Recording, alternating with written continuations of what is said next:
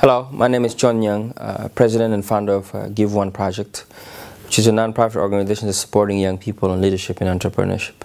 I wanted to share with you this documentary and the vision of this organization through this Give One Project Global Leadership Program that we organize every year in Washington, D.C. and bring in young leaders from across the world. I hope you enjoy the program and also to see these amazing leaders sharing their stories and getting to know each other and working together in Washington, D.C. For a 10-day program. Enjoy. D'abord, je voulais découvrir les États-Unis parce que je n'étais jamais venu.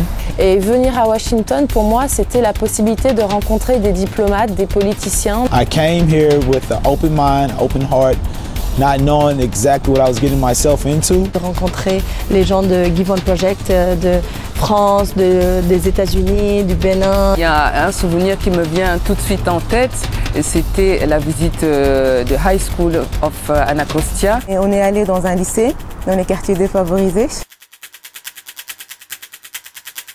I have a dream today.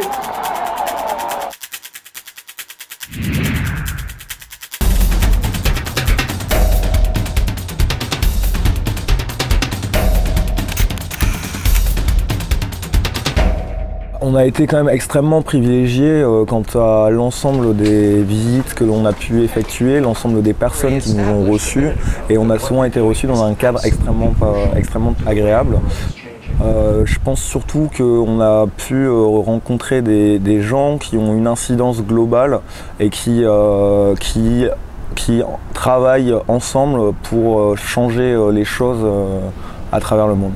If you'd like an embassy to set up a civil society group and they don't have one, I'm sure they'd like to know that too.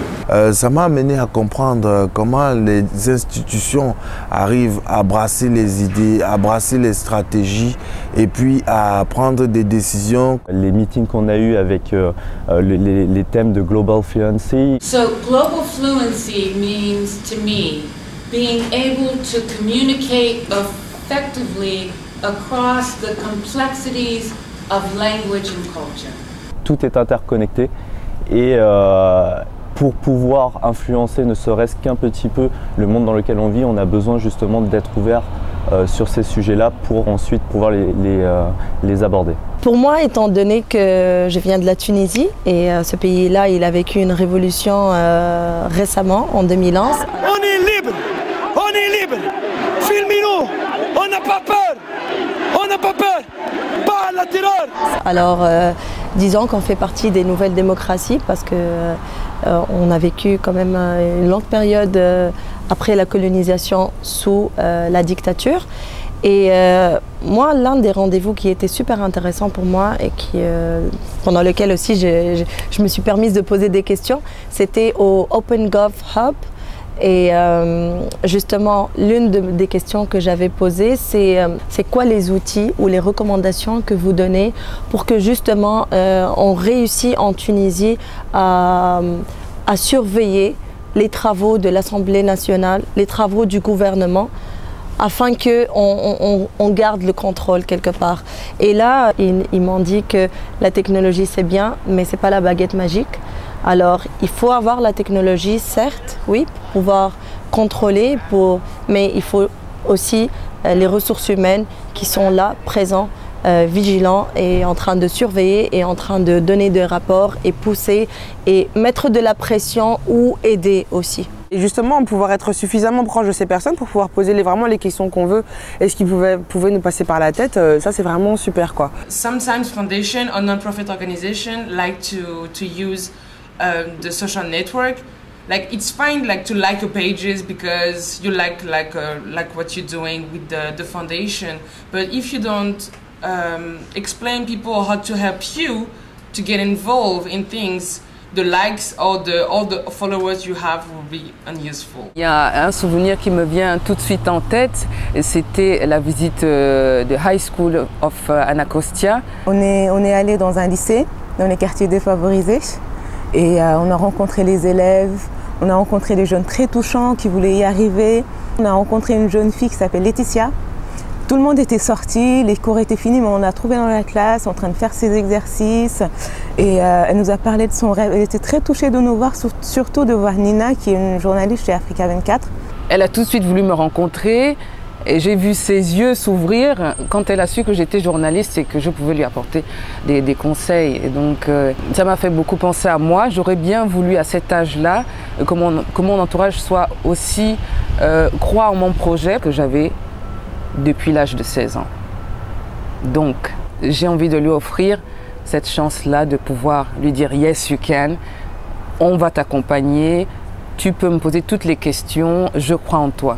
Quand je l'ai vue, ça m'a vraiment touchée parce que j'ai senti que c'était une jeune fille qui voulait s'en sortir, qui était prête à réaliser ses rêves. Et ça m'a vraiment touchée, ça m'a donné encore plus envie d'aider les jeunes. Je me souviens en tout cas de cette lycéenne de 16 ans qui avait pour un rêve de chanter à Broadway. Ça n'a jamais été un problème, on n'est jamais venu lui dire que ce n'était pas un métier et en tout cas c'est ce qu'elle aime et finalement pourquoi pas.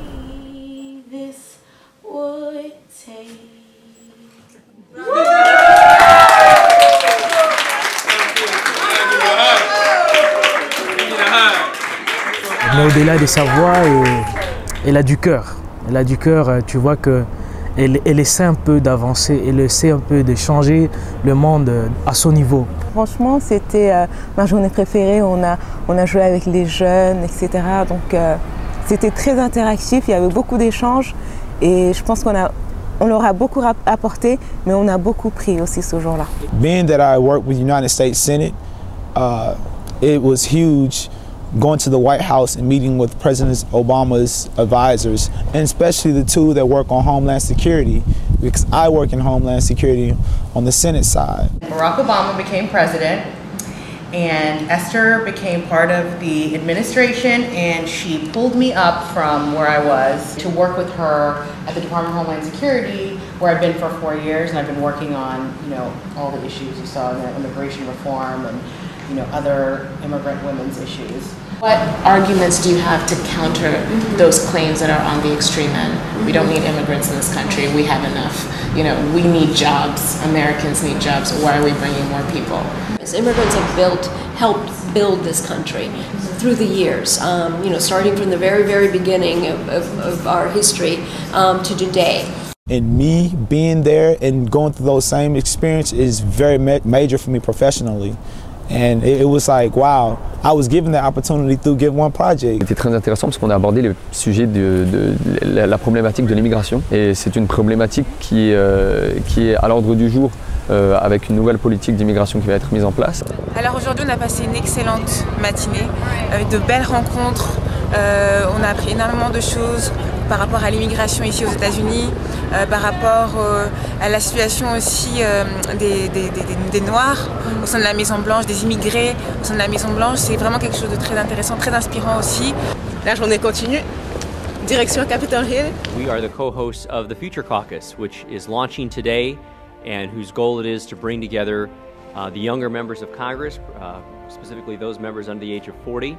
Of which there's a whopping, as of January of this year, 40 members of Congress. This idea was really brought to us by Stephen Alacara from the Millennium Action Project, and we want to thank Stephen for his leadership and tenacity in getting Tulsi and I to take the banner and run with it.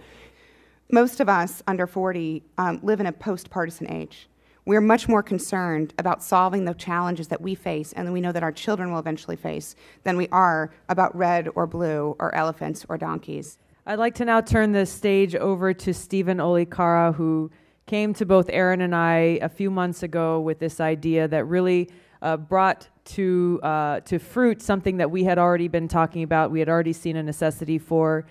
He's been a great proponent and a hard worker in getting this established, and he is also the co-founder of the Millennial Action Project. Stephen, it's all yours.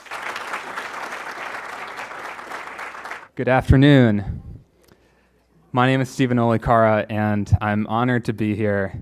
It's great to see so many young people in particular here, and I'm eager to engage the young talent, not just in this room, but around the country. L'une des réunions vraiment qui m'a le plus fait plaisir, c'est le YALI. Young African Leader Initiative. Qui, je pense, est un bon programme pour l'Afrique. Avec un énorme budget, un énorme programme pour former des jeunes Africains. Qui va réunir 500 jeunes leaders de l'Afrique et les former dans des thématiques que je trouve très intéressantes et très poignantes pour résoudre les problèmes de l'Afrique et du Bénin en particulier. Donc des initiatives des États-Unis pour contribuer au développement des communautés locales à travers la planète. Et venir à Washington, pour moi, c'était la possibilité de rencontrer des diplomates, des politiciens, des gens du monde dans lequel j'ai envie de progresser, apprendre de leur comportement, apprendre de leurs réactions, voir leur point de vue, confronter la mentalité franco-américaine et en même temps confronter ça aussi à ce que j'ai pu voir au Canada. Et en même temps, je voulais amener donc l'équipe au Canada avec moi à Washington DC afin qu'ils puissent rencontrer toute l'équipe Give One Project à travers le monde et souder cette grande famille qui est Give One Project pour qu'on puisse enfin tous se rencontrer et passer de super moments ensemble et progresser tous ensemble. We understand ourselves as one big happy family, so it's somewhat of a family reunion for many of us.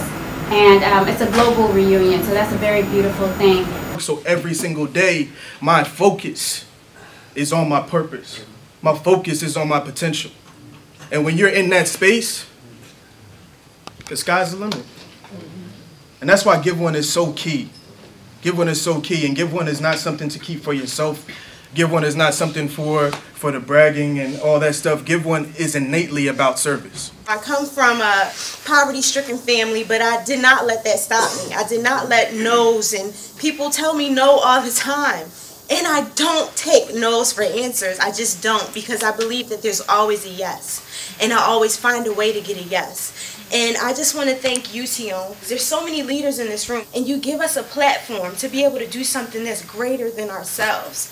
And I just want to thank you for that. And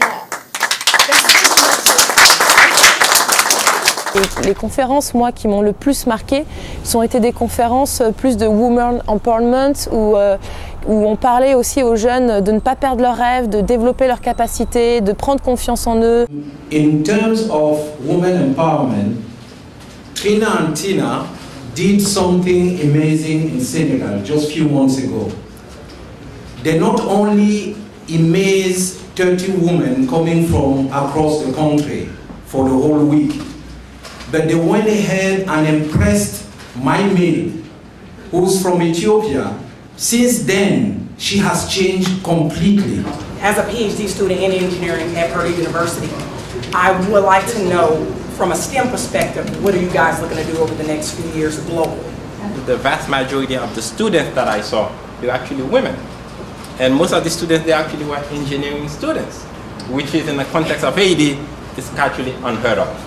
Even here in the US, that's something that's unheard of, but I found a couple of them that are actually doing their PhDs straight out of Haiti. And I was telling them, you know what, you need to actually speak louder. Not to say you're doing your PhD, but actually, hey, I'm a Haitian woman, actually earning a degree, but from the school that the skill I got it out of Haiti. Et ce qui m'a le plus marqué aussi, ça a été la surprise d'Akon.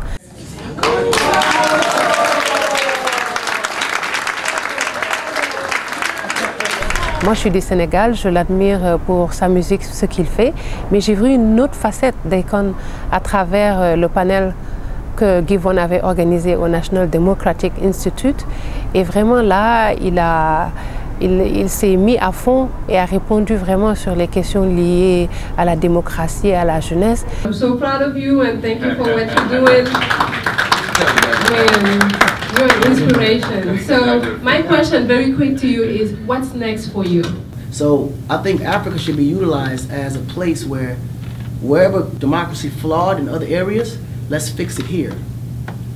You follow what I'm saying? Mm-hmm. So, because Africa is open for that. Mm-hmm. Democracy is being built as we speak. So how about we implement all the positive things of, democracy and let that be set in stone. And whatever the flaws are, let's figure out how we can fix that, mold that, and then create whatever that government here is. So that way all the other countries surrounding it can now use Africa's new democracy as a plan of action for every democracy-driven countries and fix those flaws. And I think Africa can be that place for it. Mm-hmm. The leaders are wide open now. They've opened the doors for, the youth to be a part of it, females to be a part of it, and they've opened more doors for the foreigners also to be a part of it. Mm-hmm. So Africa, as a continent, has always been welcoming. As people, Africans have always been welcoming. We've always been welcoming, and I think at this point, in particular time, if we just utilize that welcome in a way to where it benefits the world, I think that democracy can be really set in stone. Les artistes américains, on ne le prend pas au sérieux. Et quand je vois des personnes en fait, qui vont au-delà de l'argent, au-delà de leur exploit qu'ils ont fait, essayer de changer le monde, ça me touche. We had a concert in Iraq. It felt like there was a ceasefire for the 2 days I was there. Because that place was so jam-packed, it didn't even make any sense. You forgot that there was even a problem. You know what I mean? Like, we've been in the craziest areas when there was huge conflict. But for some reason, when we're in that region, nothing's really happening. Like, we just left Syria.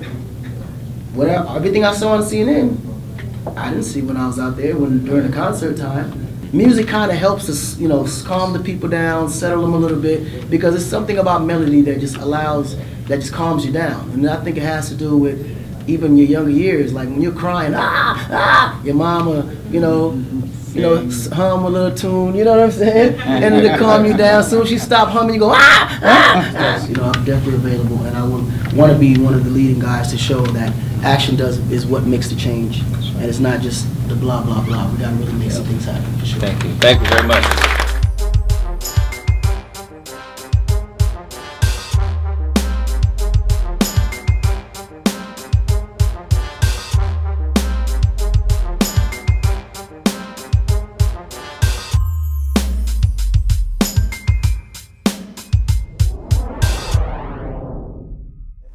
It was incredibly great meeting all these young leaders across the world. Give One Project is a family to me now. Bien que j'étais une toute nouvelle recrue, en fait, j'ai été vraiment très bien accueillie. Cette semaine a été exceptionnelle parce que vraiment on a tout fait. C'est cette dynamique américaine, se dire voilà, tout est possible. Moi j'ai adoré toutes les conférences où on était en contact avec des gens qui ont réalisé des rêves incroyables, qu'on pense pas réalisables. Et moi ça m'a apporté beaucoup d'espoir. Parce que ça va me permettre de grandir, d'accroître et d'ici 5 ans vraiment d'impacter le monde, quoi. Pour aider John à se développer et Give One Project à se développer. Pour nous c'était aussi le rêve américain. On était sûr de ce qu'on pouvait faire, mais alors là, on est gonflé à bloc. Again, it gives you that energy, that courage that you need to really be able to push and make the differences that you want to make.